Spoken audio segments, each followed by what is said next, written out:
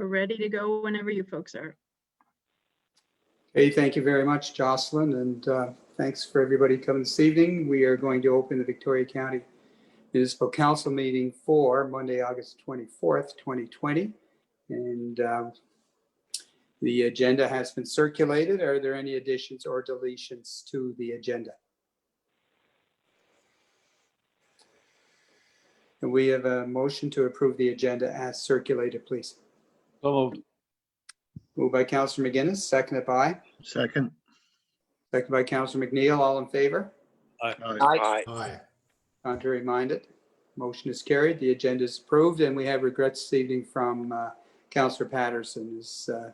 His medical issue this evening, and he will not be joining us this evening. So tonight we're pleased to welcome representatives from Nova Scotia Power this evening. They're going to do a presentation for us on smart meters, and the project will be outlined by Mary Black, who's Government Relations, and Stephen Pothier, Director of Smart Meters Implementation Program, and we have Amy Woodford here, Manager Field Support. So welcome to Council, welcome to virtual. And you have a presentation, I understand, so we'll proceed with your presentation, and then we'll open it to questions after the presentation if that is acceptable to you. Absolutely. Thank you very much, Warden Morrison, Deputy Warden Daphne, and council and staff, of course. So this evening, as you just shared, I brought along some experts in some subject matter that I want to share with you guys. So I'll be driving the slides, and I'll also be capturing any action items that come up in the discussion session. So first I'd like to say, can you see my screen? It's a blue opening slide. Excellent. Okay, I've just received acknowledgement that you can see that. So I'm now going to go to the second slide, which is going to be spoke to from, as was shared, the Manager of Field Support, Amy Woodford. And Amy, I'm just trying to move the slide here. Here we go. Take it away, Amy. Great, thanks very much, Mary, and thanks again to Council for having us. It doesn't seem that long ago that myself and a couple of other team members were there in Victoria County talking about some nasty winter weather and the reliability plan and tree trimming. So happy today to be bringing Steve Pothier along to be talking about smart meters. And before we got into the project, just wanted to reiterate sort of what our government relations team does.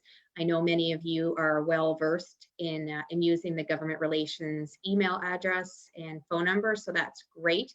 And as a reminder, that is a dedicated line and channel for elected officials, whereas our customers would call into our customer care center directly. So really the intent of our group is first and foremost to help you with any constituent questions that you might have, or help triage any issues.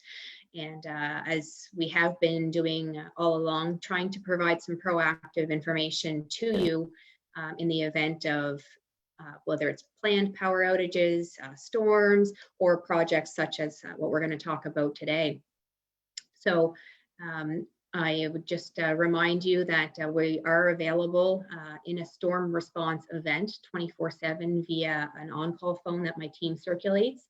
And for any customer or constituent issues that we have that you want to investigate, you can go through the email line. And of course, anytime you have any types of topics or information that you want presented to council, certainly myself and Mary can coordinate and set those up. So without further ado, I will hand it over to the main event, Steve Pothier, talk about smart meters. Thank you, Amy. Just want to check that folks can hear me okay.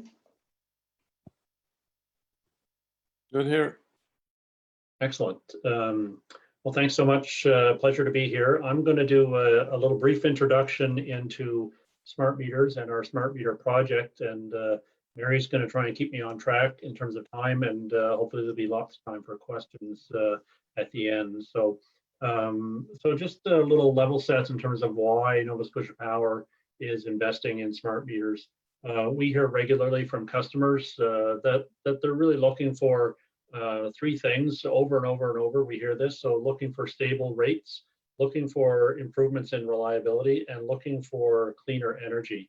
And smart meters really are a key to helping us achieve these three objectives for our customers. So we are making a major $133 million investment in modernizing the electricity grid in Nova Scotia, and smart meters are really a start of that. So smart meters come with a lot of inherent benefits and advantages for customers, but they're also an enabler. And I think of it a little bit like high-speed internet. Think of smart meters as really that enabling technology to enable lots of advantages in a smarter electricity grid. So just quickly, what is a smart meter? Smart meters really are, they really meter electricity no different than a regular meter does today, but they really enable a secure two-way communication with the meter, and that's really a game changer.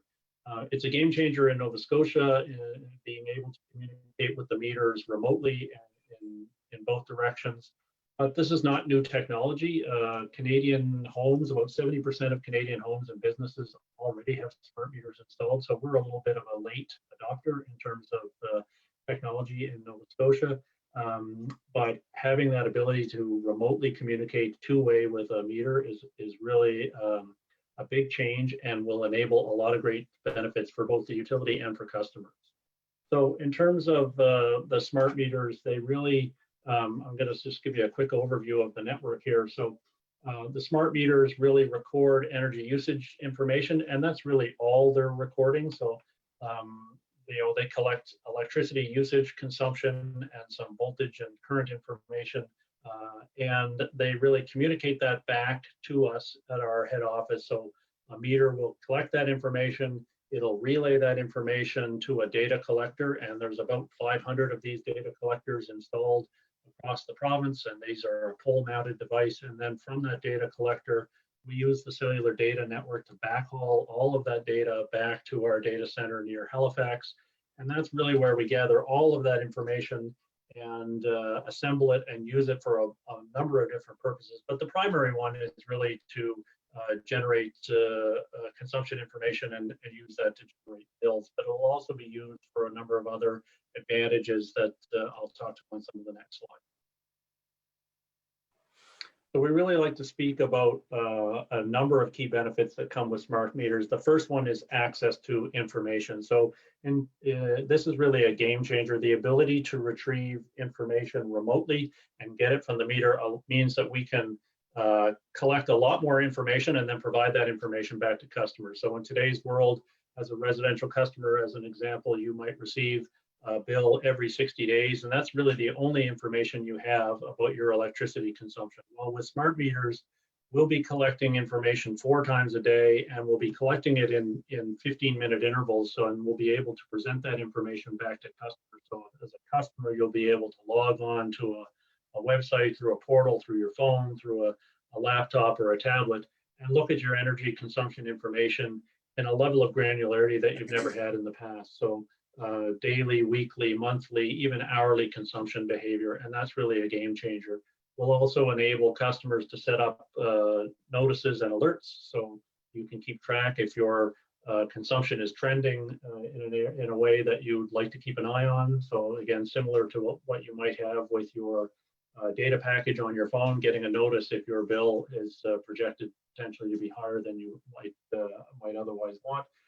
To give you information before you get your bill about how your consumption is trending. So that's sort of access to more information. Additionally, we'll be able to do some other really great things for customers, like the connection and disconnection of service without having to roll a truck. So these meters, because we can communicate with two-way, will enable us to connect or disconnect service without actually having to book an appointment and roll a truck or to send a truck to the site.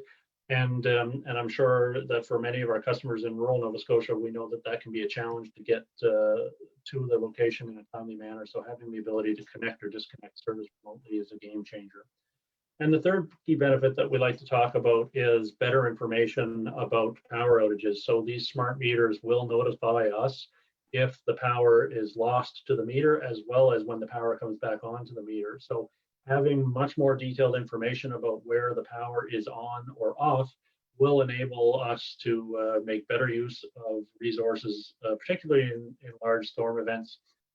When we get to the tail end of a storm event and we're trying to dispatch, scarce and valuable line resources to restore power, knowing exactly who's on and who's off is really critical. So these are three of the key benefits that come with smart meters. It's certainly not an exhaustive list, but these are three benefits for obviously, safety and health is an important number one priority for Nova Scotia Power, and that doesn't change with smart meters. We started our smart meter upgrades back in October of 2019. With the emergence of the pandemic in March, we did take a pause in smart meter upgrades, and we used that pause to sort of reevaluate our procedures and our protocols to make sure that we were keeping both customers and employees safe when we were doing smart meter upgrades. So I was happy to see that we restarted meter upgrades on the 1st of June with these updated procedures and protocols. And we've really had great feedback from customers about how we're taking seriously their interests and keeping employees and customers safe. Next slide for me, Mary, thanks. So since October of 2019, we've installed about 165,000 meters across the province, about 32% of our customers. So that's a significant amount of meter upgrades that have already taken place. We will start, we did start, upgrades in the Strays area, sort of the eastern side of Cape Breton Island. So Port Hawkesbury, Shetty-Camp, Ingonish, and around to Bedekin. We started on the 27th of July, and we will start on the sort of western side of Cape Breton Island in around the end of September. So working into Almadam and Christmas Island and all the way up into Lewisburg. We will be, so we'll be hoping to sort of complete, those two areas of Cape Breton Island by the end of this year. And then we'll be moving into CBRM sort of early in 2021. So we do hear questions about questions from customers about whether or not they have options, and there are options for customers to opt out of smart meters. About 10,000 customers, a little less than 2% of our customer base has opted out of receiving a smart meter. And most often, the reasons cited for opting out of smart meters are concerns about radio frequency emissions, concerns about bills. And so for those customers, there's a process for them to opt out, which involves contacting our customer care center so that our folks can walk them through exactly what it means to opt out. There are services that customers who opt out will be unable to receive. And there are also some fees for opting out, as we will continue to have to read those customers' meters manually. I'm happy to say that support in sort of your sector of the province is quite high, with less than or about 0.5% of customers opting out in that area. So on the topic of opting out, we often hear things like, are smart meters safe? Are they accurate? Are they secure? And Nova Scotia Power is very confident in the safety, accuracy, and security of these meters. These smart meters do emit radio frequency emissions, just like we are surrounded by wireless devices in our world today. Wireless devices are regulated by Health Canada to make sure that radio frequency emissions do not pose a public health risk. And these smart meters, just like any other wireless device in the home, fall well below Health Canada guidelines. The meters are accurate. They're heavily regulated by Measurement Canada in terms of accuracy. So they really measure electricity no different than a legacy meter or a current meter might. And they're definitely safe. So Underwriters Laboratories does significant testing on smart meters to make sure they're safe. And from a security standpoint, these meters use sophisticated data encryption to make sure that the data that we are transmitting is secured all the way from the meter all the way back to and to provide maybe some additional comfort for folks. The only thing that's really being transmitted is electricity consumption information. There's no information being contained in those transmissions. There's no account number. There's no names. There's no addresses. It's simply electricity consumption information. There's no charge for upgrading to a smart meter, and we think this is a big grid modernization initiative that will lead to stable rates, cleaner environments, cleaner energy supply, better reliability, and enhanced services for our customers. So really excited that we're started with smart meters. I'm really excited to be coming to your area of the province to start meter upgrades. I would expect that customers in your constituencies have already started to see communication. So in advance of us doing meter upgrades, customers will receive notices. And so this is a combination of letters, mail drops, bill inserts, and sessions like this where we provide information to stakeholders and government officials to let folks know that we're coming. I would expect that, given that we're starting in Victoria County the 28th of September, that we would start to see this communication out shortly. And so this really just explains what customers can expect when we do smart meters in their area, what they can expect at the doorstep, and directs them to our website for additional information.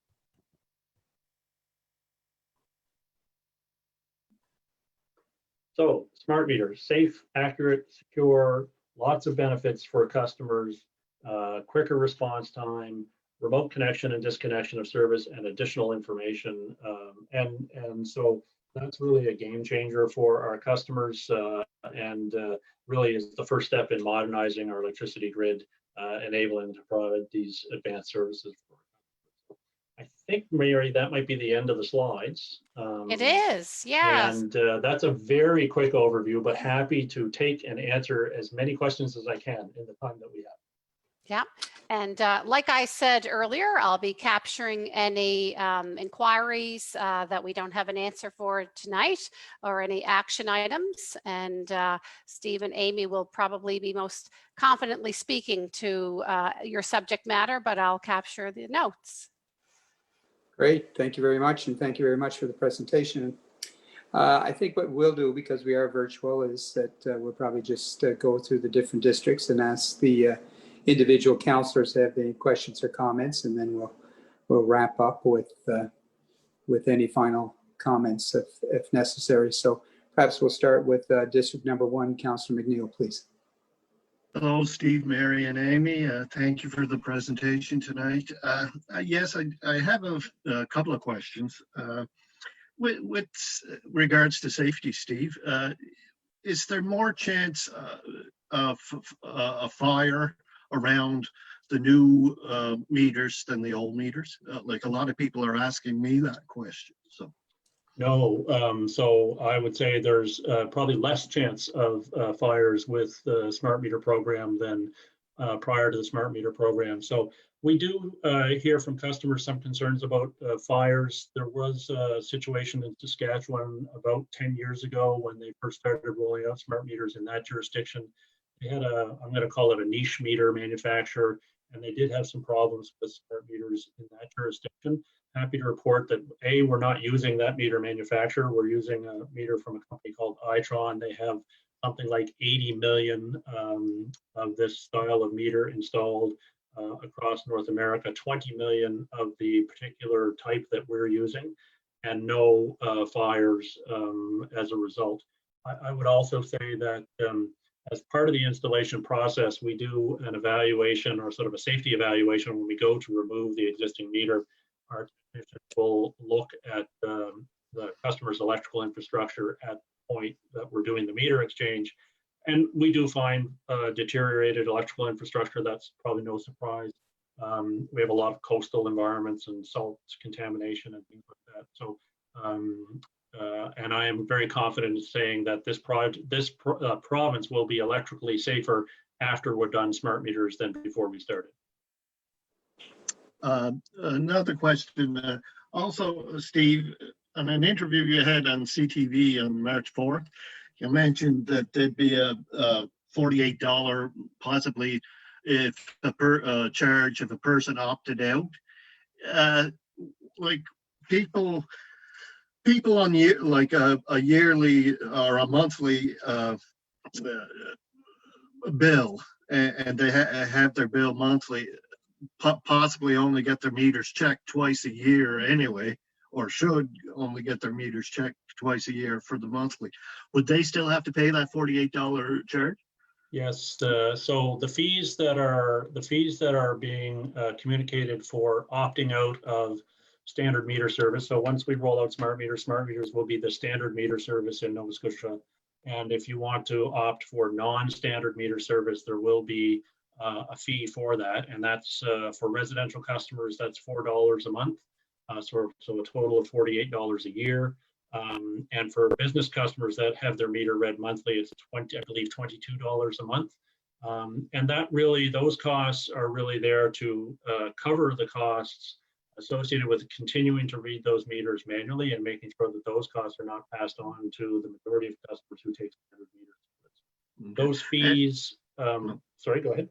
No, like if a person opts out now, you say there's no charge for to install the new meters, but if a person opts out and changes their mind in the future, would there be a charge? No, there would not. So a customer will be able to opt out at the future opt in the future at no charge. Okay. Oh, thank you. Thank you. Thank you, Councillor. We're going to move to District 2. Councillor McLeod, please. Thank you for your presentation and welcome. I don't have any question. It's just a comment.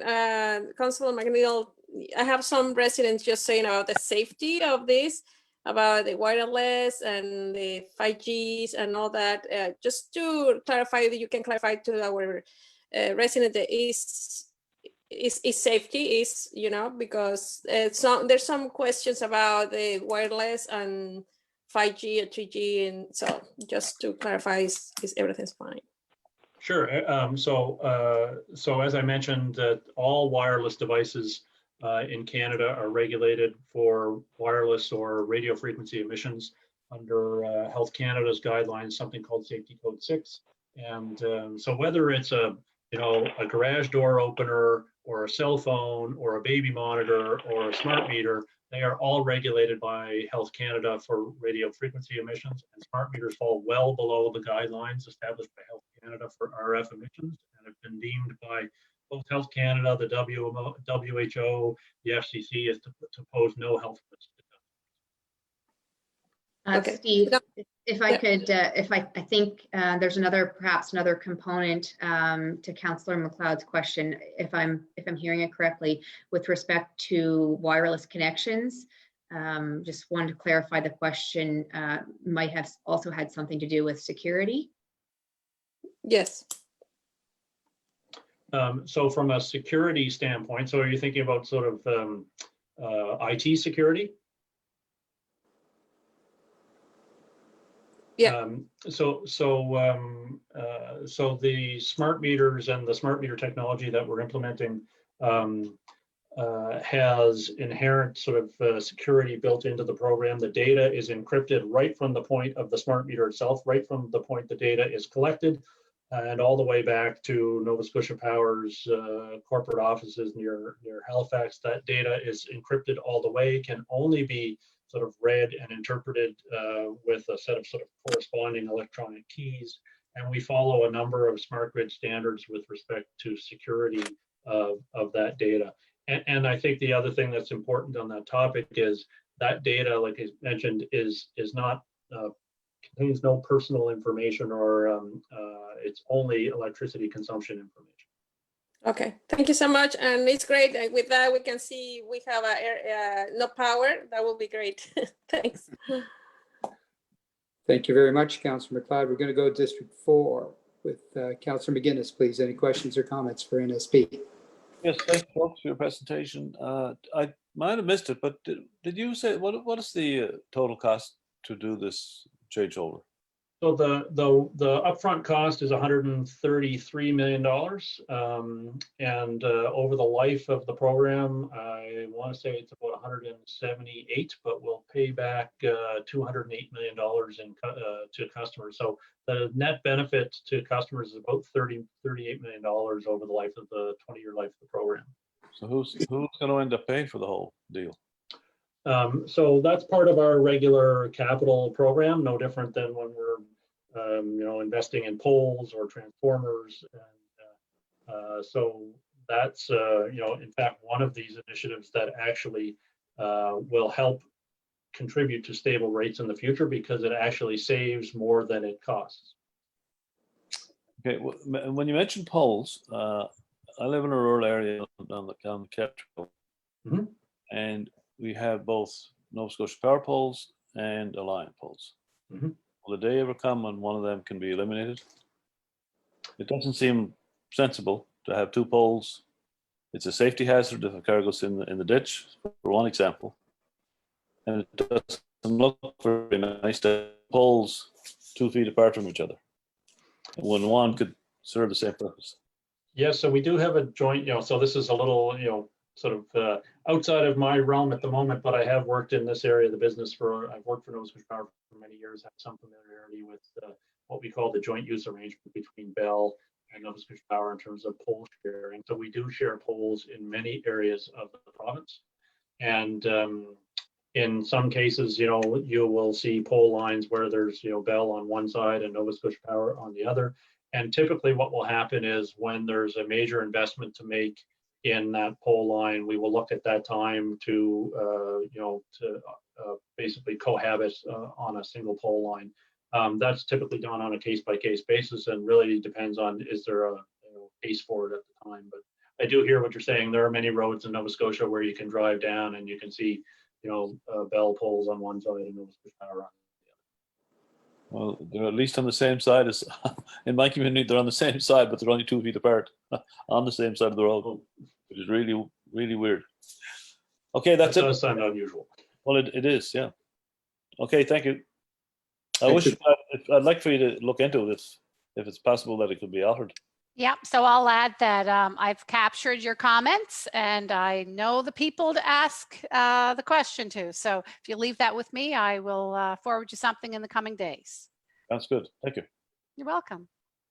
Thank you very much. And we're going to move to District Number 6, Deputy Warden Dolphin, please. Yes, thanks very much, Mary, Stephen, and Amy. Appreciate your presentation. Just one concern I had is with the ability to disconnect and reconnect power remotely. Will there still be human interaction with disconnections? I guess my concern is if we do have some low-income families that are having issues with paying their bills, will this be a computer program that's just automatically going to disconnect them, or will there still be human interaction to make sure that the situation is properly identified? So the latter. So there will still be human interaction. So not at the doorstep, but so you would know, I think you would probably be aware that we take a lot of steps with our customers as part of the cycle before a customer might get into a disconnect situation for payment. And those processes aren't changing. So all of, whether it's payment arrangements or all of the outreach and all the notices and notifications that we have to do with customers remain unchanged. But the physical turning on or turning off of power will be done without, putting a truck in the yard, so to speak. Oh, that's great. No, as long as that interaction is still there, that was my concern. And I take it nothing will change as far as still the policy of not turning anyone's power off in the winter. There'll be no changes to those policies, I take it. Right. So we're not changing any of our sort of collections or payments processes as a result of this. Perfect. No, that's great. Thank you very much. Thank you, Deputy Warden. Councillor Budge, any questions or comments from District Number 7? No questions. Just like to thank them for their presentation. Thank you, Councillor. Councillor McDonald, District Number 8, any questions or comments for NSP? Yes, thank you, Warden. Thank you, folks, for your presentation this evening. I was just wondering, when do you project or perceive that you'll be starting in northern Victoria County up towards Bay St. Lawrence, Cape North area? with the installation of smart meters? So we should be in that area now. I can't say specifically, Cape North, but that, so I think you're talking about sort of northwestern. Top of the island, yeah. Yes, so we would be active in that area of Cape Breton Island now. It's very much dependent on, what the sort of meter reading cycle is in that area. And Mary, maybe we could follow up with some more specifics timing, but I know we're active in that whole western side of Cape Breton Island now and will be until about the end of the year. Yeah.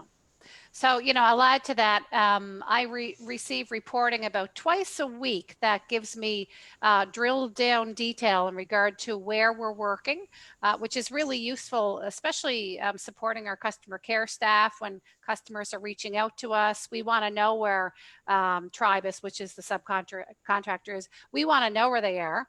I'll tell you, often in these meetings, we find out where they are because I hear from folks like yourself that they're seeing the trucks come into town, and the little hotels and the restaurants are really appreciating the business, especially during these times. So I don't think anyone in the room with us this evening has shared with me that they've seen the trucks, but they are close. And like I said, I'll follow up and provide you that information in the coming days. Great, thank you very much. You're welcome. Thank you, Councillor McDonald. CAO, do you have any questions this evening?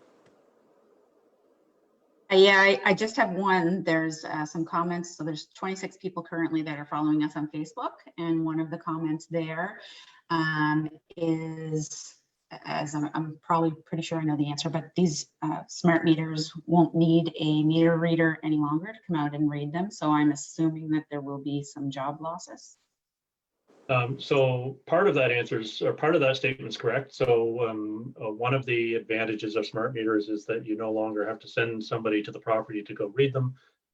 Happy to report. So smart meters, have been something that we've been working on in our business for a number of years. We've known that they've been coming for some time, and we've worked really hard with that area of the business to make sure that our employees have opportunities for other things and other opportunities. And we've been, I think it's one of our great success stories is that for the vast majority of folks that work in that area of the business, we have new opportunities identified for them within the business. And so job loss is not a major factor. Okay, great, thank you. Thank you. I just to clarify, so it's not Nova Scotia Power staff that will be doing the installation. It's the contractor that you've contracted to who will be doing the actual installations. Is that correct? That is correct. So we've subcontracted the actual physical installation of meters to a company called Tribus Services Limited. They have about 100 installers across the province. It's a huge job to do 500,000 meter upgrades across the province. But they are working on behalf of Nova Scotia Power, so that you will see them in vehicles with Nova Scotia Power brand. They also will have a Tribus sticker on them. They might look like a Nova Scotia Power employee, but they are badged and have ID that clearly identifies them as a contractor. But they are, rest assured, they are there working on behalf of Nova Scotia Power and following our procedures and protocols.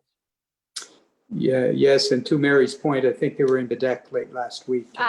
They would have been. Yeah, and we did receive phone calls letting etc. I don't think I got a new meter yet, but I didn't check. So,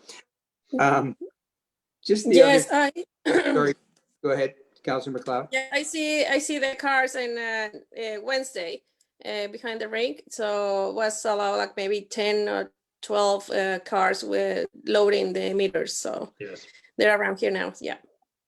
Very good. So that's for Mary. Yeah. Thank you for that. We can confirm they're cited. Yeah, good. I know they're there. The other question I had for you, you had mentioned that the uptake here was quite high. So are there other parts of the province that it's considerably lower, or is it why are we higher, do you think? Well, so there is a small subset of vocal customers, and there is certain areas or certain communities where that seems to be more prevalent than others. So down along the south shore of Nova Scotia, as an example, is an area where we see more opt-out customers than more customers opting out of standard meter service than we see in your area of the province. I would say that's very much sort of community oriented, and who's driving some of the agenda in the local area. Okay, very good. Are there any other final questions or comments for Mary, Stephen, or Amy tonight? Well, we'd like to thank you very much for your presentation tonight. It was most informative and timely, since the contractor is in the area, and as councillors, we do get questions. And the other issue is power outage is always an issue, particularly in northern Cape Breton, because of the weather and the issues around there. So we genuinely appreciate your presentation this evening, and I want to thank you very much. Thank you Thank very you so much. much for the opportunity. Thank you very Yeah. much. Thanks very much. Okay, bye for now. Take care. Bye-bye. Bye-bye. Hold on.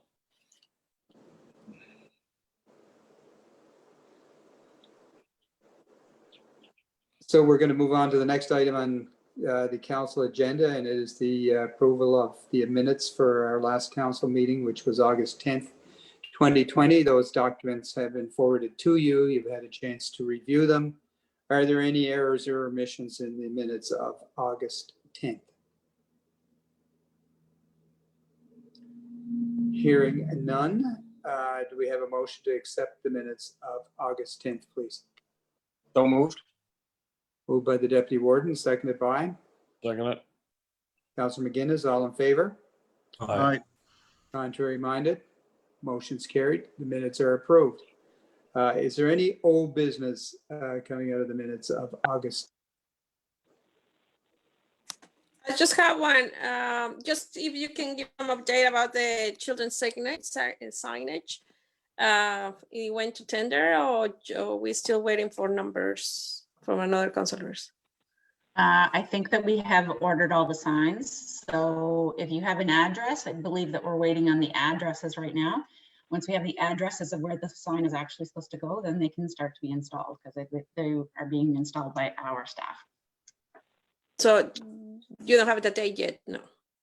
And no, but maybe Heather will send out an email tomorrow again as a last call for anyone who wants them right now. And we can start getting them up ASAP.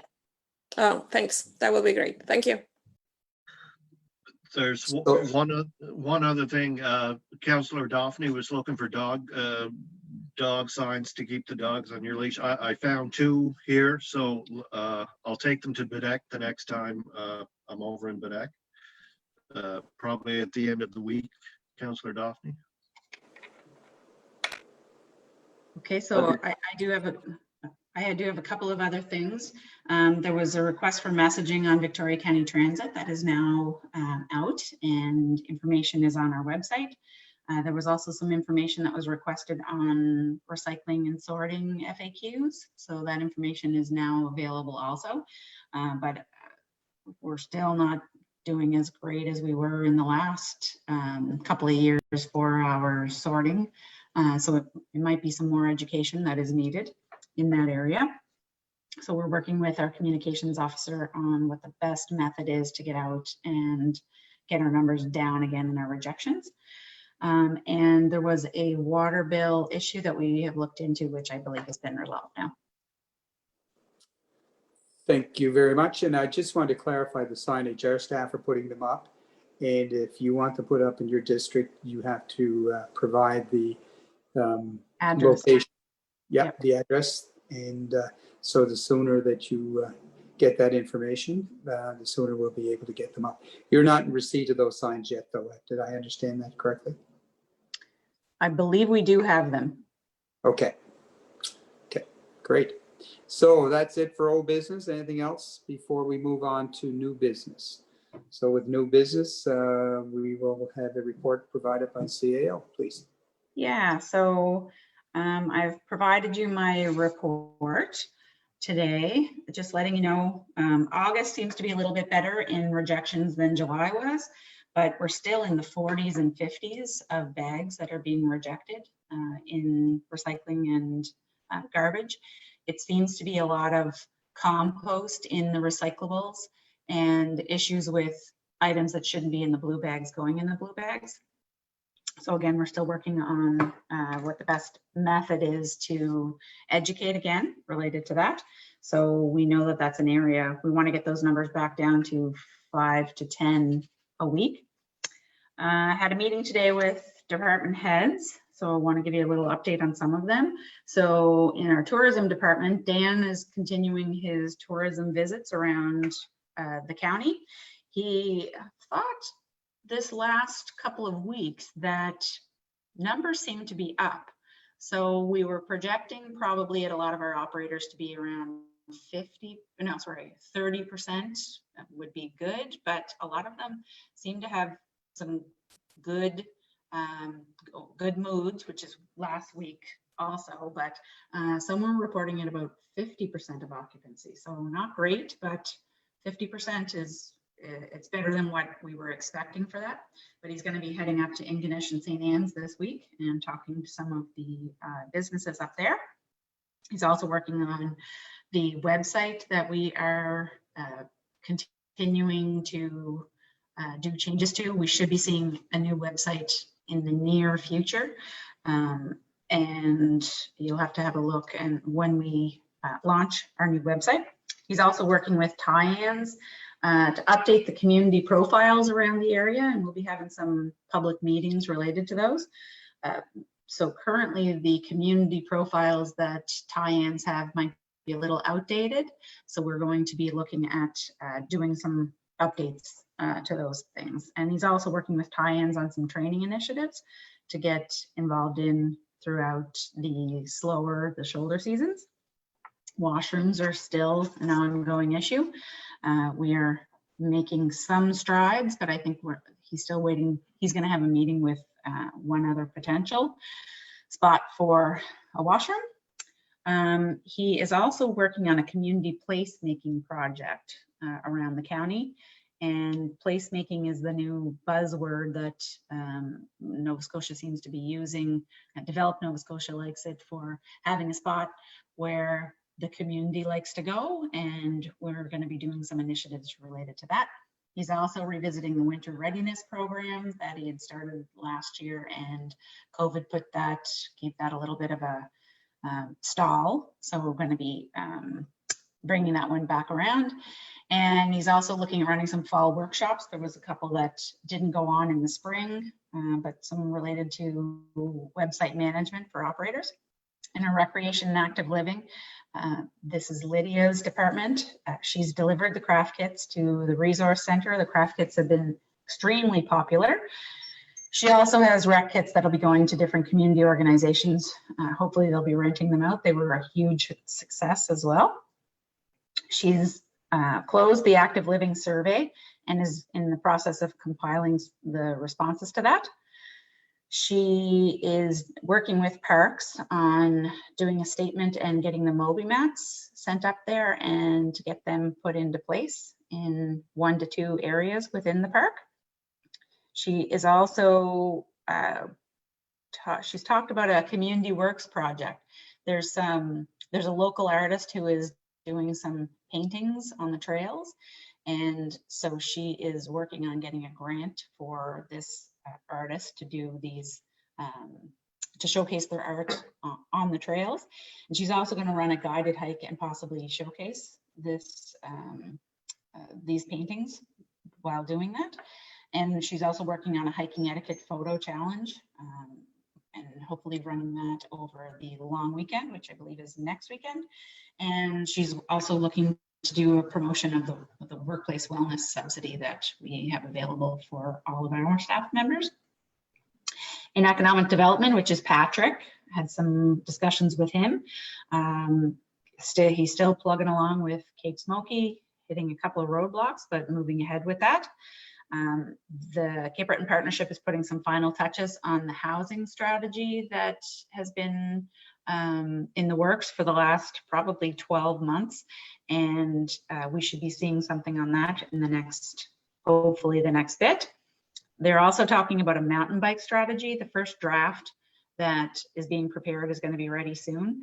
currently there's 17 groups that are interested in working on this mountain bike strategy. So really exciting. It's a different niche than what we are used to.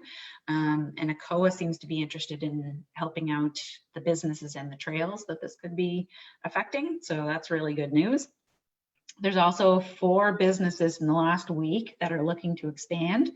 He says talking to a lot of the accommodation operators around the county, what the common theme is that there's not enough places to eat. His analogy was if we put another 50 restaurants up around the area, we could, it still wouldn't be enough with, and plus with the capacity that we are expecting to have over the next couple of years, there's going to be a need. So some of these establishments are saying, well, if there's nobody else going to do it, then we're going to expand into it. So there's actually some expansions over the last little bit, which is really great to hear. He's also had some meetings with Parks Canada on 3 separate initiatives. Don't really want to give too much information on it just yet, but working on 3 different things there. And he's also working with businesses on changes to the wage subsidy program. There's been some changes over the last little bit, and different ways to qualify or ways not to qualify. So if there's anyone out there, any businesses that are concerned over it, they should be contacting Patrick at the Cape Breton Partnership. I met with Alex. So Alex and I will be meeting tomorrow to discuss her upcoming maternity leave and replacing her position.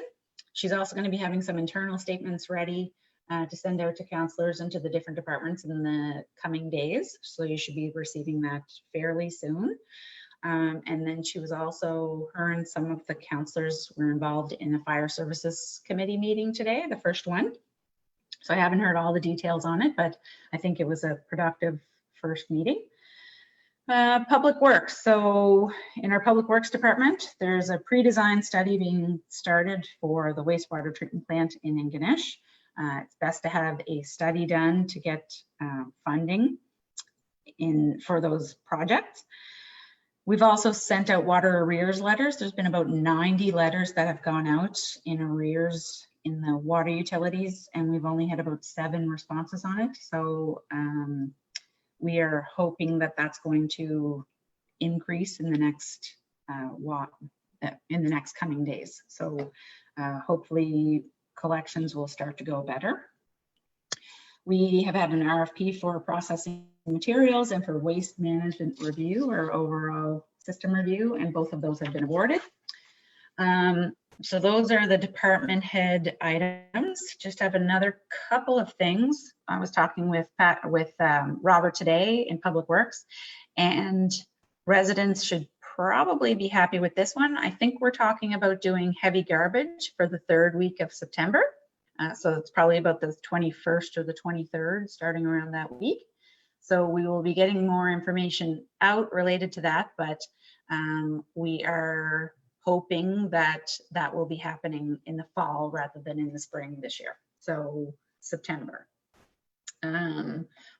We've received training on Voyant Alert, which is the system that is county run on getting messages out related to county information and county services. And we have had the training done on it. We're looking to roll this out in September also. And again, we need residents to sign up for it so that they can get the information related to water breaks or water boil orders, hopefully no boil orders, but if there is some information that has to go out, you have to be signed up for it. And we will be doing tutorials and lots of different ways to get residents signed up for it. So that should be happening within the next month.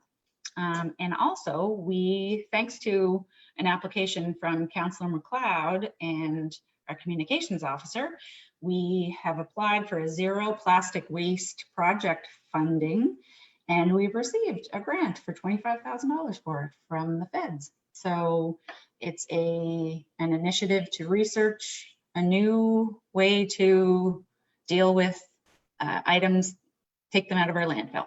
So not exactly sure what the nuts and bolts are of it. We are having a meeting with the lady that we received the letter from, but we are having that meeting this week with her and hopefully rolling that out in the near future. That's all I got. That's, any questions or comments for CAO this evening? Just congratulations to Jocelyn for that. So it's great news about that grant. So Yeah. it's good to, yeah, very happy about that. I don't think we thought it was happening. So I know. That's just applying. So you know what? Yeah. Thanks. Good job to you both. Oh, it's good news on that, particularly about plastic bags at zero. They're back in a lot of use now, so it's nice to see the plan to reduce their use, so to speak. Sorry, Councillor McGuinness, did you have a comment? Yes, the heavy garbage would be a week-long process, would it? I assume it should be, yeah, approximately, yeah. Okay.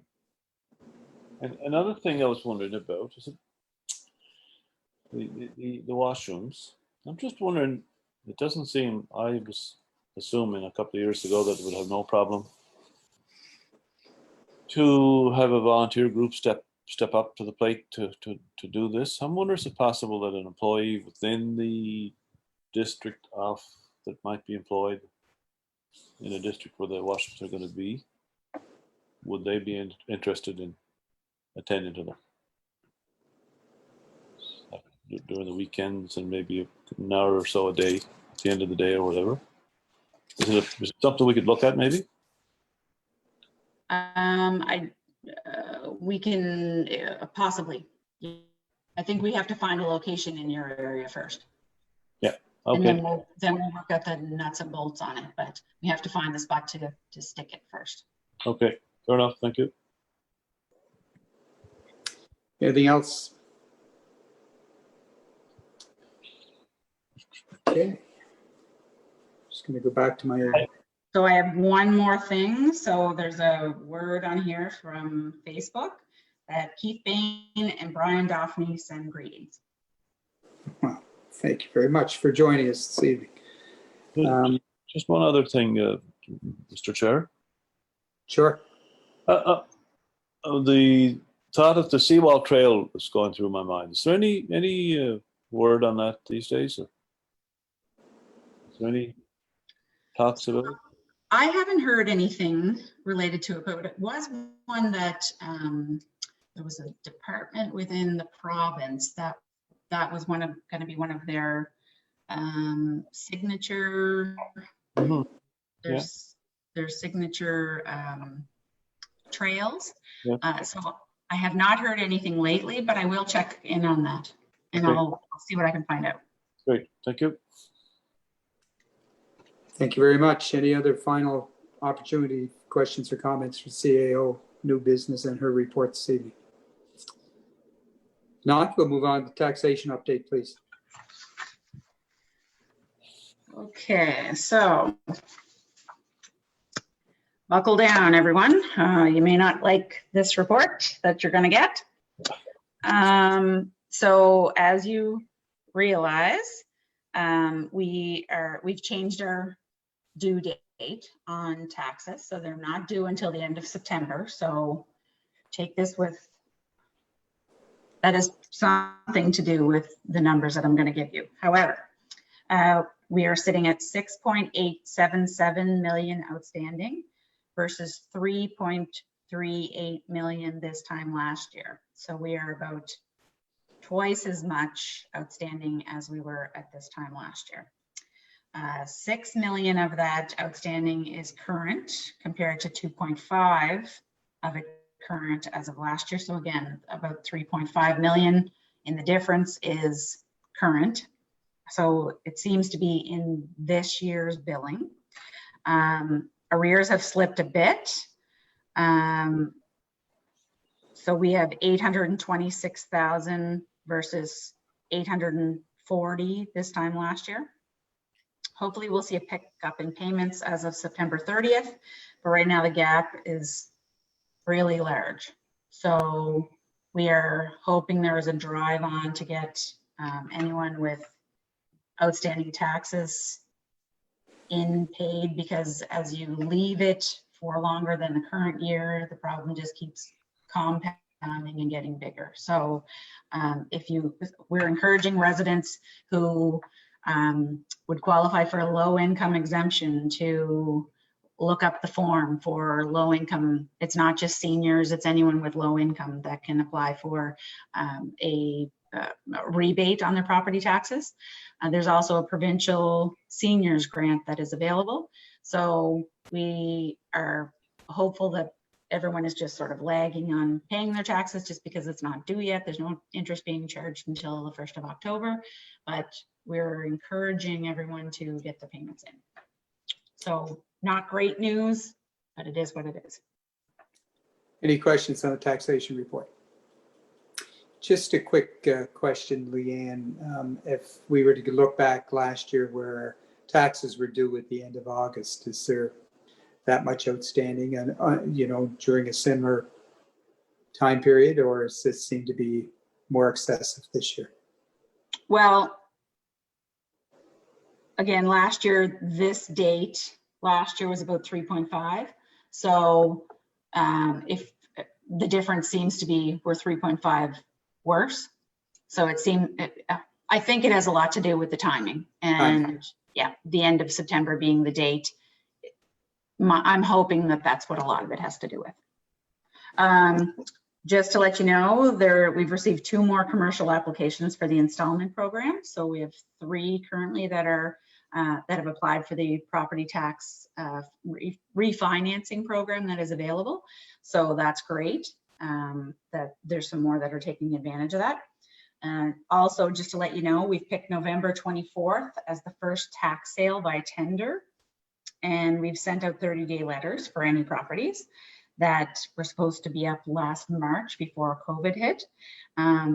So the same method of advertising for these will be happening. So they'll be advertised on our website and in the paper. But we will be going with a tax sale by tender. And November 24th is the date for that. Thank you. Just one other quick question, if I could, and it has to do with tourist establishments. We know that there was an ask from the industry to the federal government for $15 billion. Relief, financial assistance. Apparently the government has come back with $6 million, which is significantly less.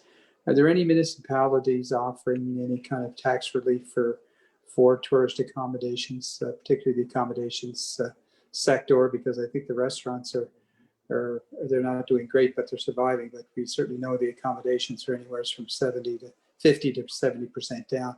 Any other municipalities looking at that at this point in the absence of any federal assistance? So all of them are able to take advantage of the same program that we have taken advantage of. Right. And so that's available to anyone across the province. Okay. So nobody has offered anything other than what's being offered at present. So no. Great. An operator asked me about that this week, so I said I would clarify that.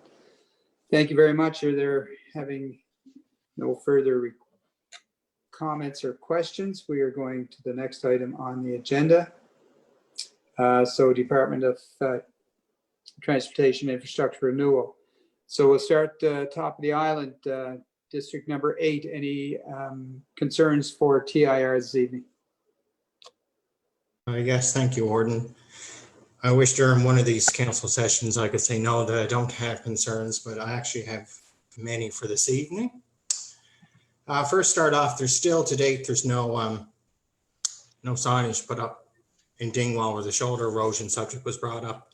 Over 3 weeks ago, I was down to that area last night, no signage in place to date. And yes, we get each storm coming in, it's getting worse and worse. So I don't know, I think that should be noted as soon as possible to please get some signage up in the area. I'm getting calls from residents with regard to that.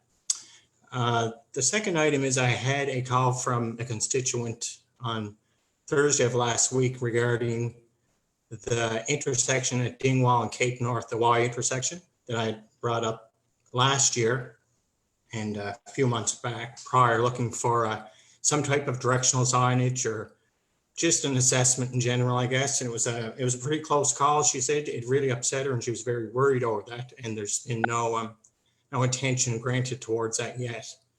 And for safety review with Mr. Murphy, I guess is the gentleman that's going to come down and have a look for that area. We're basically still waiting 3 years for him to assess the South Harbour situation. So I don't know who's the proper person to contact in regard to that, but it's something that needs immediate attention.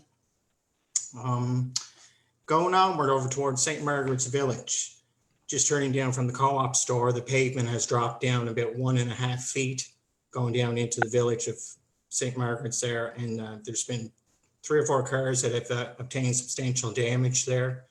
It has to be, I guess, shouldered properly and some asphalt put in place there, if that could be looked at as well.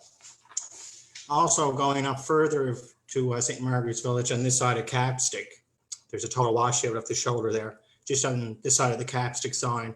And it's literally the guardrail post is hanging to the ocean. It's a 200-foot drop from the roadway. And I've had calls from people in regard to that for like school buses traveling over that roads in the winter and it's icy. And I mean, at least we got to try to get some signage up in that area. And that's been like that now for going over 2 years, right? The neglect is just, it's unreal. Also, I had some inquiries from constituents in regards to jobs located in the depots from Ingonish and Cape North. Our current staff that we have with TIR, there's approximately 5 gentlemen who plan or will be retired within the next year, and looking for, you know, what's the plan for North of Smoky? Who's going to be working and taking care of our roads and issues and maintenance concerns up here? I know I do realize it's a union thing that goes through, but there is people in this area that are eligible to work and they want to work, but they're reaching out to find out what the process is, because when those 5 gentlemen retire, then we don't have a TIR staff North of Smoky. So who's going to run it? Where's it going to come out of? I'd like to have Mr. McDonald address that as well. And the famous line truck did make its appearance, a short appearance in Cape North, came to the top of the hill, and it's yet to be seen onward from Bay St. Lawrence, Aspey Bay area, and none of Dingwall was completed as of late. So I don't know if it broke down or they ran into paint, but once again, there's no paint truck in the area. If we could have TIR have a look at that as well. And lastly, I was wondering if I could make a motion to have a letter sent to the Honorable Lloyd Hines of TIR that will enlist the concerns that I brought up this evening in respect to the neglect of the road issues within District 8 and the deplorable status of the shoulders of the guardrails and lack of maintenance in general in District 8. And it's no disrespect to the local TIRs. There's been no work that's been done in this area for years. And this really has to be addressed. It's so important. And I'd ask if we could have maybe Mr. McDonald come down and visit the top of the island. I haven't seen him in quite some time, and I would like to ask MLA Bain too if he'd come down. I would gladly take them through the district on a little tour, and maybe we could go through and see some of these issues that really need attention. So I'd like to make that a motion if I could at this time. Okay, thank you very much. The request for a motion is from Councillor McDonald, or do we have a seconder for that, please? Second that. Second. Nope. Sorry, I'm not sure who I picked up on that. I think it was the Deputy Warden. So it's been moved and seconded. Any further discussion on the motion? All in favor? Aye. Contrary minded? Motion is carried, and we'll send out the request, Councillor. That's it for TIR concerns this evening. Thank you, Warden. Thank you, Councillor McDonald. District number 7, Councillor Budge, any TIR issues this evening?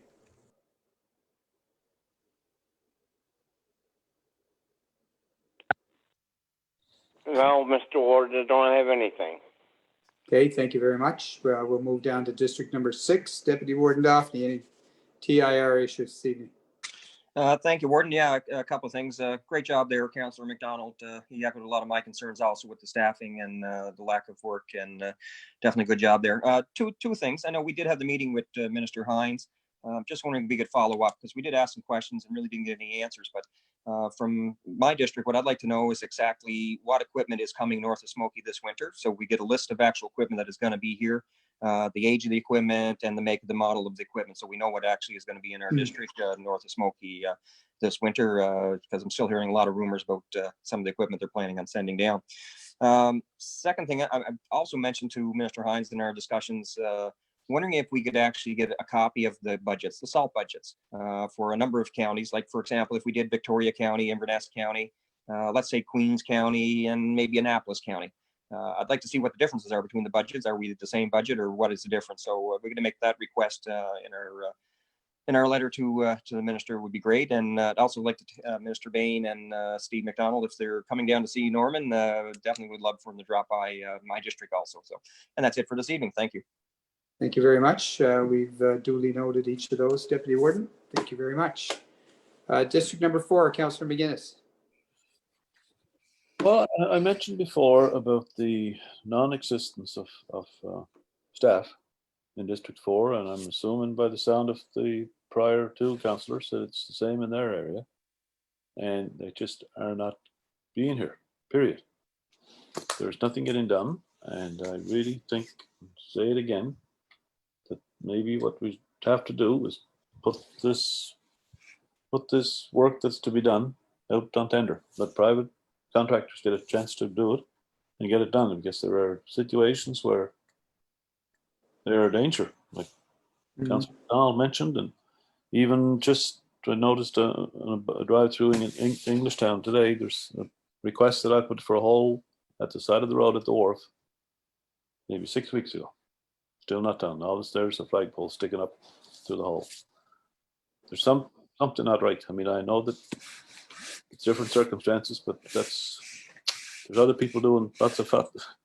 It's not holding back private contractors on Smoky, that's for sure. They're going 12 hours a day, 5 days a week.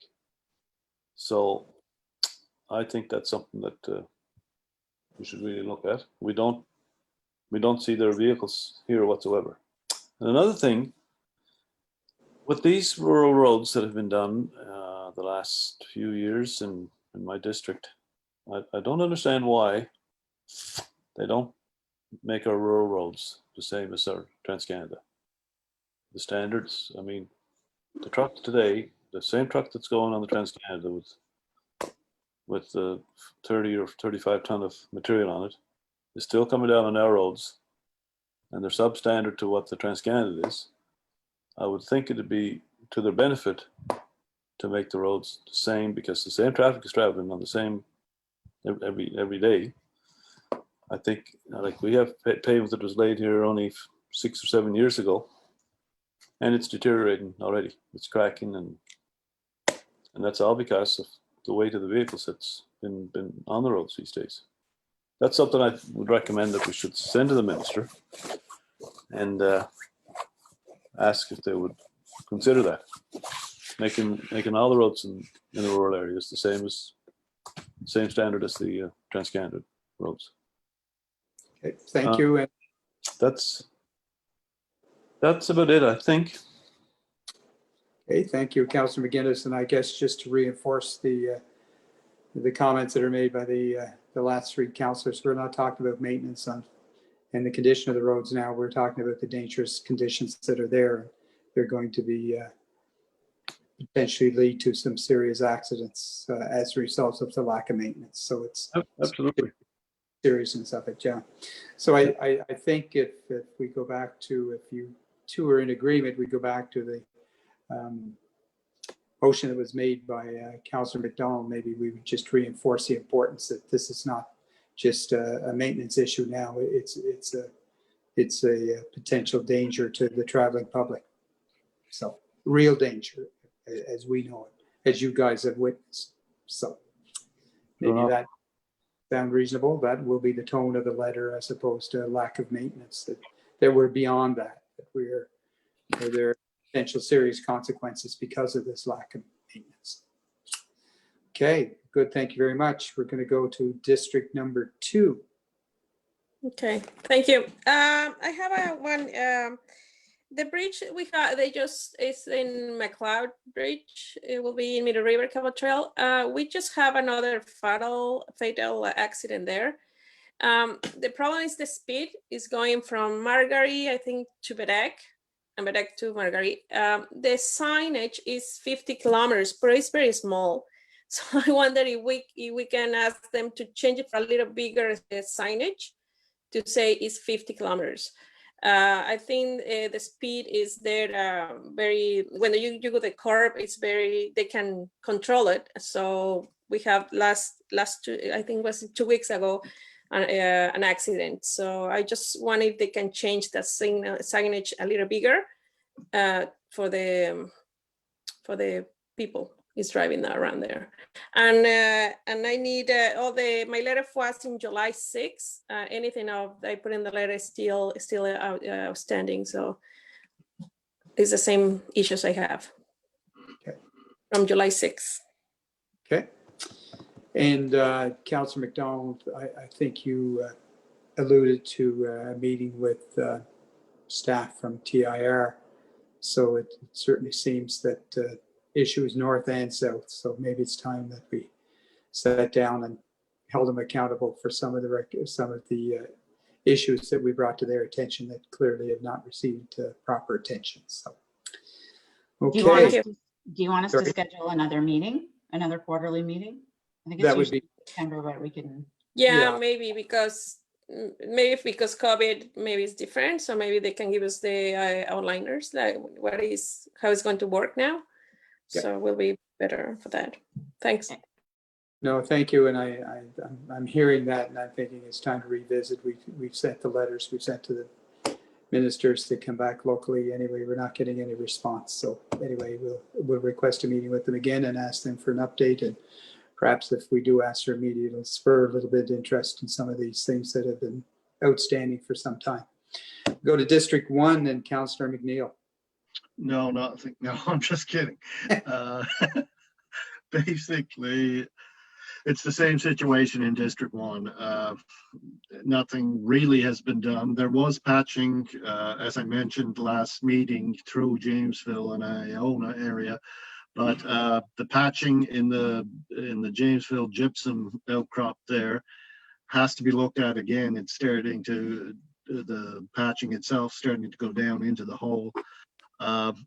For your information, the Washabek Road is still not patched. This is probably 3 years that I've been looking for it to get patched. It was supposed to be patched 2 weeks ago. Now they're saying it should be patched this week. So hopefully it'll happen this week, but I'm not sure. There was a pothole missed on Hector's Point. It's really dangerous. It's when you come across around the turn at Hector's Point, you're not expecting it. If a motorcycle hits it, it's about, I'd say it's close to 12 inches deep. If a motorcycle hits it, they're in the ditch. Gillis Point Road at the bridge there, before you come to the bridge going to Washabek, again, has to be looked at as soon as possible. I've mentioned it the last month. At council meetings, it seems to be giving way underneath the pavement for an area, so it has to be looked at pretty soon. Also, the Birch Point South Cove Road, I wanted this kept on the list because it has to be built up because the water is basically up at the road right now. And I have to add one more item. Sorry, Heather, I sent you my list, but I have to add one more item. Grass Cove Road, bank erosion. There's 2 areas there. Basically, it has what Councillor McDonald was talking about. The guardrails basically hanging in the air, so it has to be looked at. Thank you. Thank you, Councillor McNeil.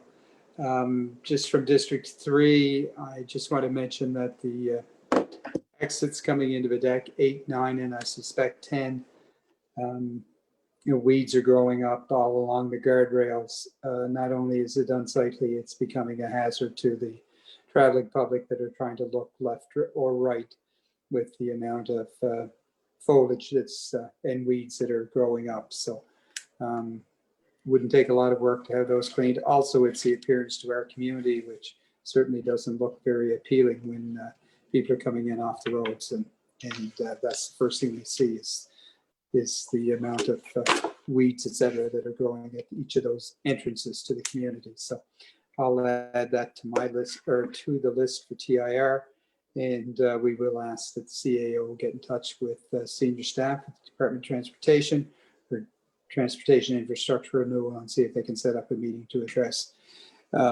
some, if not all, of these concerns that have been repetitive at council for the last 2 or 3 months for sure. So we're going to move on to any notice of motions this evening. We don't have any. We're going to go to district concerns, and we will start with district number 1. Actually, Leanne, I had 2 items, but Leanne answered one about heavy garbage pickup. Thank you, Leanne, for looking into that. Also, I want to make a motion to put a street light on the area of the South Cove Beach Road. There's no real civic address there, so I'll try to get the closest one to Heather. Thank you. If I can make that a motion. Yeah, that's a motion by Councillor McNeil. Do we have a seconder for that, please? I do. Seconded by Councillor McLeod. All in favor? Aye. Contrary minded? Motion's carried. Thank you, Councillor. That it for you, Thank sir? you. That's it, Gordon. Thank you. Thank you. We're moving to district number 2, Councillor McLeod.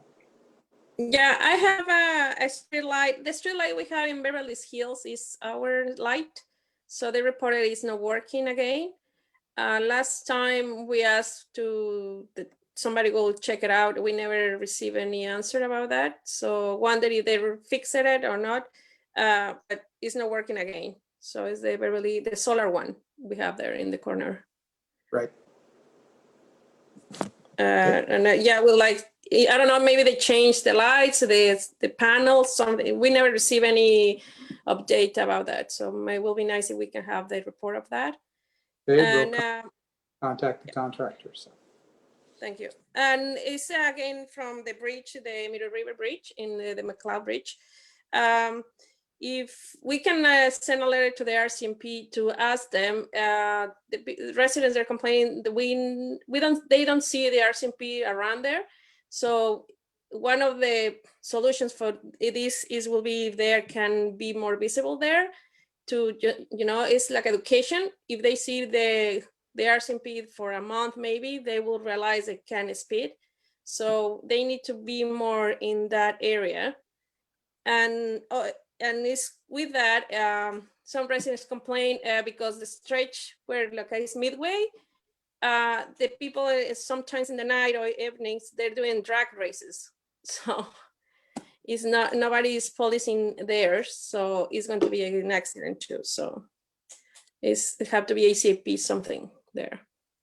So maybe we'll put that in a form of a motion to contact the RCMP to increase the RCMP. Visibility in Middle River area. So you made that a motion? I will make that motion. And then, we have a second. Have to be after ACP. Yeah.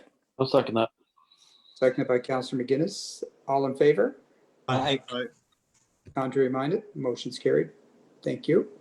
Anything else? Yeah. No, that's it. Thank you. Thank you, Councillor McLeod. District number 4, anything along the shore this evening, sir?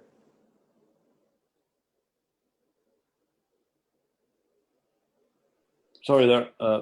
Councillor McLeod mentioned the RCMP, and it's, we haven't had a visit with them. I might have missed one meeting in the last couple of years, but I know when the new staff sergeant came, they were going to have great interaction with us and going to meet on a bi-monthly basis and sort of thing. And we don't seem to have much communication with them. I think it might be, of course, different circumstances now, but maybe when things level out, we should try and have them come and do a presentation for us, I would say. Absolutely. I think we can ask them to join us virtually as well if there's an interest. I do know that they've had some movement out of the detachment here with some of the senior staff moving on, and Not sure if they've been replaced, but we'll ask CAO to perhaps get in touch with them and see if they are prepared to come and do a presentation either in person or virtually, depending on the conditions at the next or at a convenient council session. That's a good point. The other concern I have is internet service is just dreadful. Dreadful is the only words to use, and I don't know how long I've been working on this. I get as much exercise running up and down the stairs in this house as I do outdoors of unplugging the modem to see if it'll help. And it's just not getting any better. I mean, I don't know how many meetings we've gone through over the years, and we're kind of thinking that we're going to get improvements, but we happen to be in between two boxes, apparently, one in Rackov and one in North Shore. We're in a bad spot, but I mean, we're not the only people. There's all kinds of other people in our district as well. It's just we're paying the same amount of money as everybody else in this province is paying, and we're not getting the service. And it's just dreadful. There's times that it takes, you're looking at a circle on your screen for 10 minutes before things will start clicking in. So I'd like to be able to get in touch with somebody that we can see if there's something that can be done. People that are moving into the community from outside, they're just flabbergasted how poor the service is here.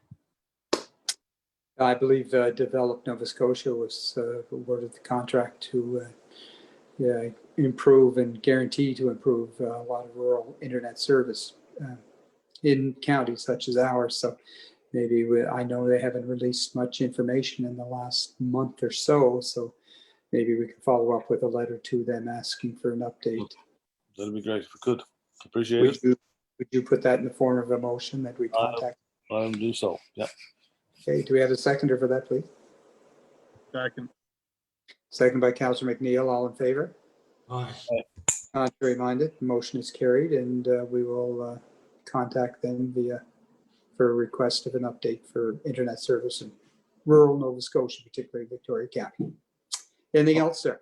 Well, one other little small item. I happened to be listening to the radio at 2:15 this morning, and I heard the new leader of the Progressive Conservative Party mention that he's met his wife in Nova Scotia. And I think it might be appropriate that we pass on a letter of congratulations to him and look forward to working with him in the future. Some of you people with the red shirts on might want to cringe, but I think it'd be worthwhile for us to congratulate the gentleman. Yeah. I make that into a motion. A motion that we contact Aaron O'Toole and just congratulate him on him becoming the leader of the PC party province or for the government of Canada. You have a seconder for that, please. Second. Second by Deputy Warden. All in favor? Aye. Aye. Reminded. Motion is carried. Thank you, Councillor. Thank you. We're moving on to district number 6 since number 5 is absent tonight. So Deputy Warden, any district concerns? Just a couple things, Warden. Thank you very much. No motions, but two things. A couple of things that Leanne's already answered in regards to the tax sale and the housing strategy. Great to hear that's coming through. But two things. I was wondering if it'd be possible to get an update on the lots that we had for sale, municipal lands in Neils Harbor. I'm just not sure what's left down there, if there is any lots still available. I'd like to get some information on that if someone could forward that on to me. Second thing is, a while ago, we did an inventory of municipal lands in each district. I know with COVID, that kind of put a hold on things, but I wonder if we could look at that again, and has that been finalized? And it'd be nice to see and us to make a decision once we have the housing strategy, if there's any of that land that we can use. We're definitely getting into a crunch here in Ingonish, and I'm getting more and more calls all the time in regards to housing and just trying to locate houses or land to build or whatever. But if we can move forward on that, it would be greatly appreciated. And that's it for this evening. Thank you. Thank you, Deputy Warden. We good? You got all that CAO? Good. Thank you. District number 7, any district concerns tonight, Councillor Budge? Yeah, I have a few. One is we had a Island Manor board meeting this week, and we're very concerned with the condition of the Highland Manor.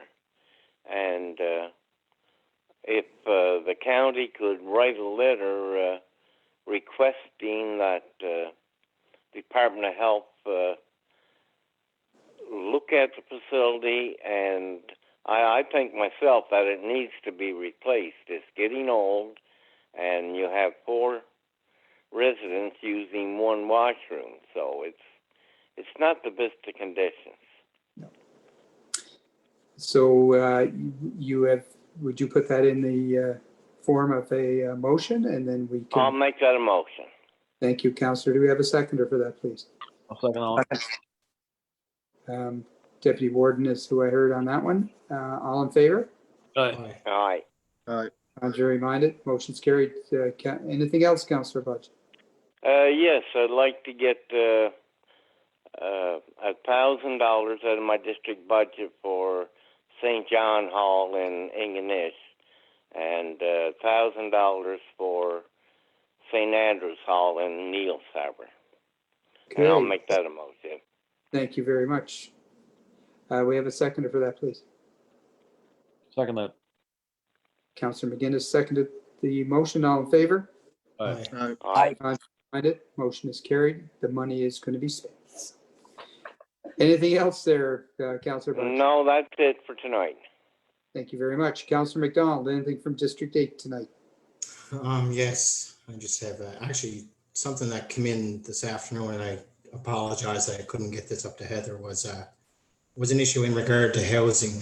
I had a constituent who called today with regard that there's no actually, not that there's no affordable housing, but any emergent housing, a situation where there's only, is it Cape Breton Regional that operates the housing within Victoria County?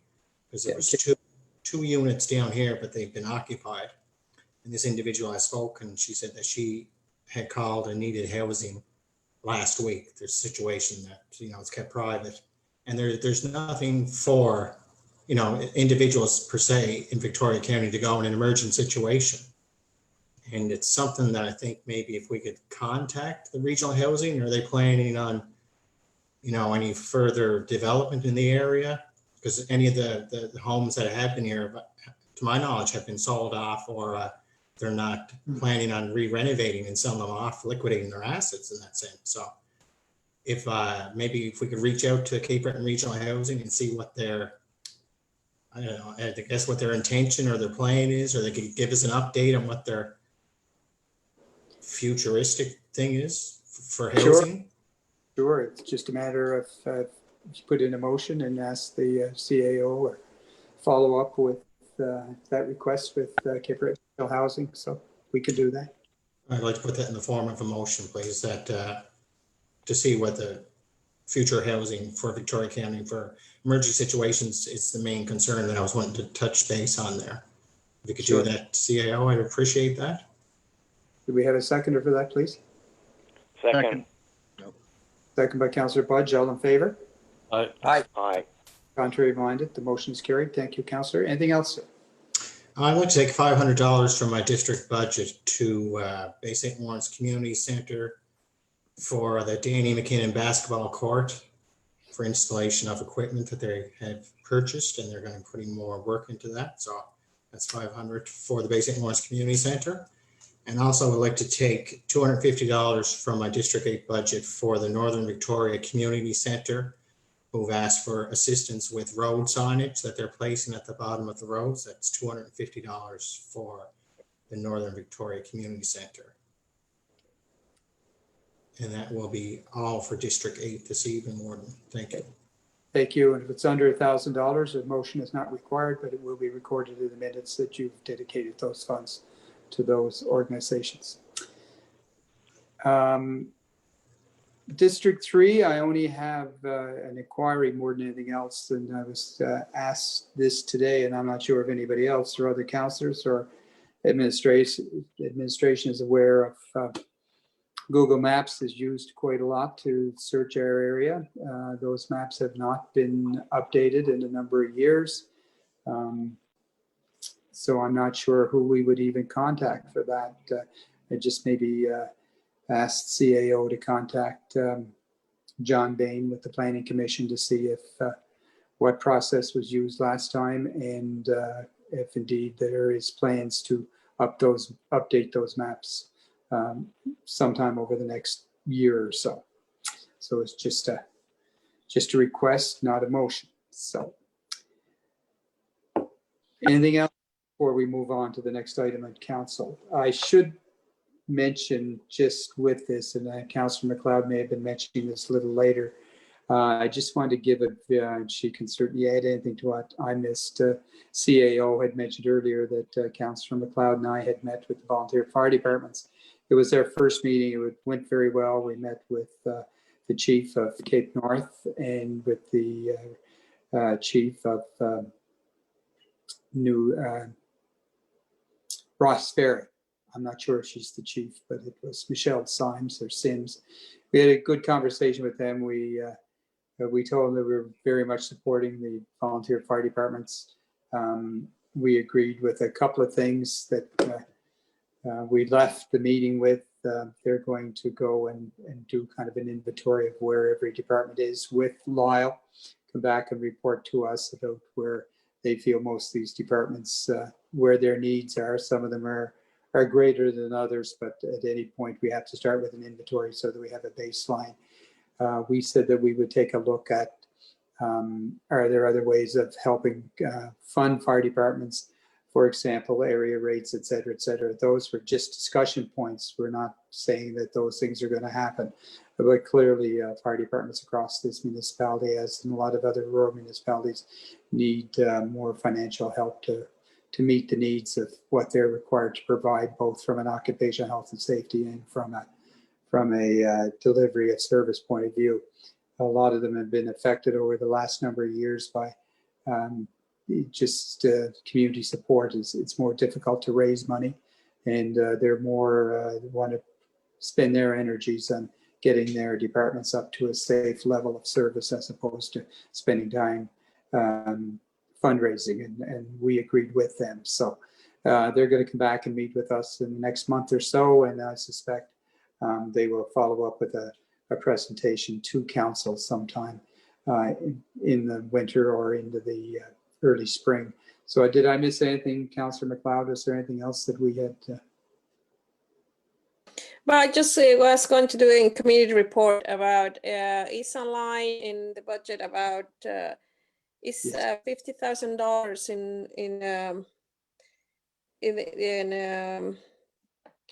we need a clarification about an amount in there in $50,000 in the budget. They want to see it is like an emergency, so they want to have some clarification how it can be used. It's just simple for check it out. Just check that. Yeah, yes. Sorry, that's a new Go ahead. line here. So we're going to look around, see if there's any other municipalities that have that and what is considered emergency and how it is allocated out. Yeah, thank you. Yeah, thank you, Councillor MacLeod. That was important that we did discuss that today.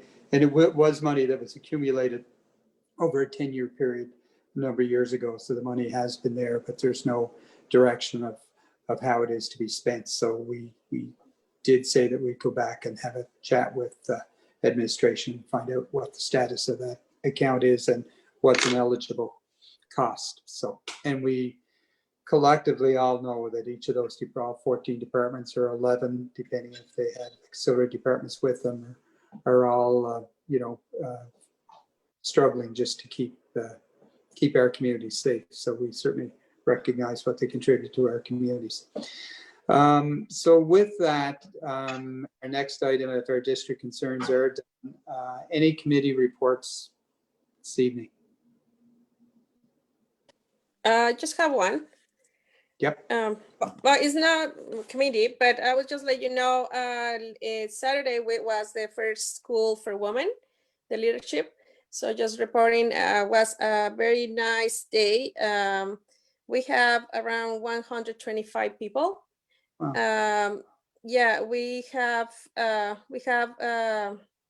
6 women from Victoria County join in person and 4 online. So we make 11 with me.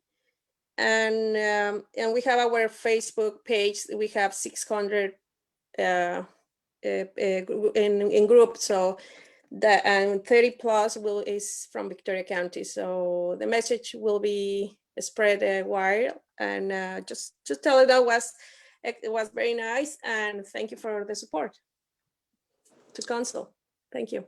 Thank you. And on behalf of council, we want to congratulate you and compliment you on being part of the organized committee for that event. And as mentioned, it obviously went over very well. So thank you for your participation. And certainly we want to congratulate and recognize the others that helped put that program together. So well done. Congratulations. Yeah, thank you. Yeah, it's a great congratulations to the mayor, Brenda Chisholm-Beaton, and Karen Bernard from First Nations. So was very, very nice done. Thanks. Good. Maybe it would be appropriate to send a note to Brenda on behalf of our council. Yes. And Karen Bernard Karen Bernard, the co-coordinators of that program, and congratulate them on a project well done. So perhaps a motion would be appropriate for that. So I will make a motion if we can send a letter for them for congratulations for the first School for Women leadership. Sure. Thank you. Thank well you. done. Do you have a seconder for that, please? Second. Oh. Councilor McNeil, beat you to it, Deputy Warden. All in favor? Aye. Contrary? Motion's carried. Bylaw. We have a bylaw this evening. We're going to do a first read.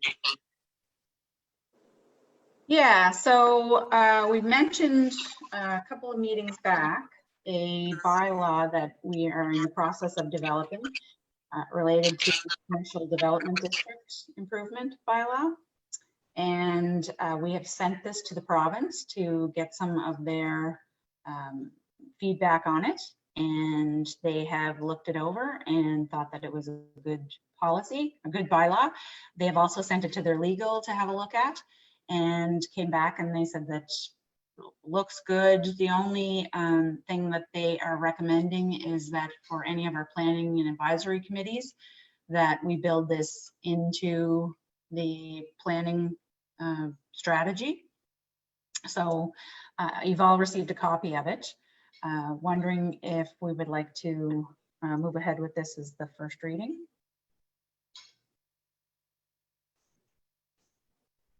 You're muted. Sorry, can you hear me now? Sorry. We had one councillor express a couple of questions, concerns. CAO responded with some information. Today, we did receive a note back. Thank her for clarifying the information. So we would be looking for, unless anybody has any other questions or concerns in regards to this policy, are we prepared to make a motion that we approve the first reading? So moved. Moved by the Deputy Warden, seconded by? I do. Councillor MacLeod, all in favor? Aye. Motion's carried. So that's the first reading, and that there will be a process that we will go through as we go through the next readings. And so with that, that bylaw has been approved through the first reading. Is there any policy reviews this evening, Leanne? Nothing tonight. Nothing tonight. Correspondence. Do you have some correspondence this evening? I don't, but there is one, I believe, that you have, Warden? I did receive, and I think I circulated, thank you. You were off last week, so you wouldn't have gotten this. It was a letter from Aaron Schneider just indicating that he could not dispose of fluorescent light bulbs at our solid waste facility. He was directed to go to Sydney with them. He just wanted to ensure that his correspondence was dealt with this evening. That his request, or the information he was given by the solid waste staff, I think he just followed up with what they recommended. That letter, unfortunately, we don't have it here this evening to read, but I will circulate it, and he will know that it was tabled at council tonight. You okay with that? So our next meeting of council is Tuesday, September 8th, 5 o'clock. More than likely, it will be a virtual or Zoom meeting. Tuesday? Okay. It is a Tuesday because that's the Labor Day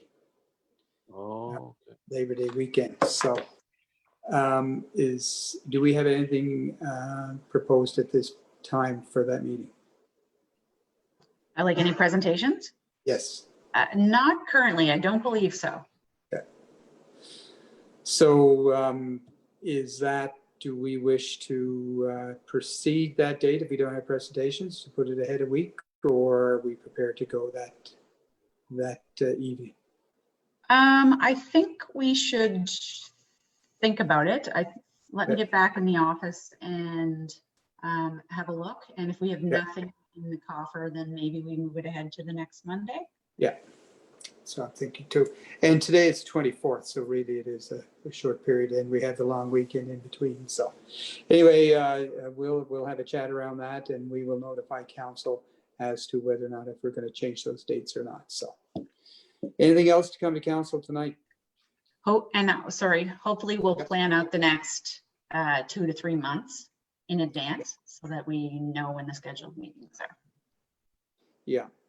We'll plan until October 17th anyway. Yeah. Right.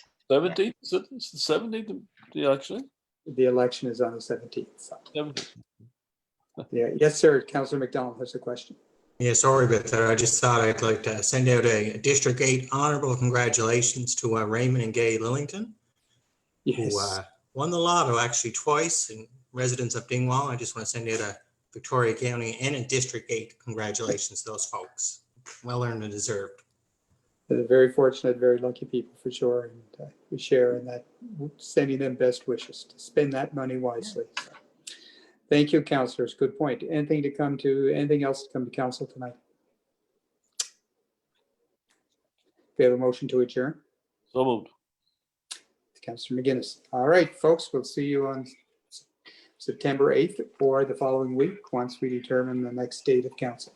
Thank you very much for your time and interest tonight. And any questions from anybody that was outside the council session tonight. The CBC reporter is not here. No, and I'm not hearing anything else. I've sent in everything that I've received as comments. And just one final question. Do you think how do you see it progressing with meeting in person from a technical point of view at next council meeting? Yeah, we're waiting for a tech, somebody who knows something about tech, which certainly is not myself or you, Warden. No, so definitely not. We are waiting to see what the best method is. We don't want to put out a show that like a council session where it's hard to hear, and we can't have several computers in the room because there's ringing that goes off. So we're trying to find the best method so that it works for everyone, so that we can keep the crowd that and 26 is a crowd actually. So Dan is working with an IT guy, and he's just texting me here. He is hoping to know more this week related to it. Okay. So yeah. So it's certainly, I know it's council's wishes to try and meet. We haven't met in person since March. Right. And with that, I guess before we do sign off, we want to thank Heather, who works behind the scenes, for taking the minutes tonight, and Jocelyn for doing the Zoom meeting as well. So, and I think Alex may have been here as well. I'm not sure, our Chief Financial Officer. So we want to thank them for their assistance in having our council session on Zoom tonight. So we've had our motion to adjourn. We will get back to you when our next meeting is. And good night, folks. Good night. Thank you.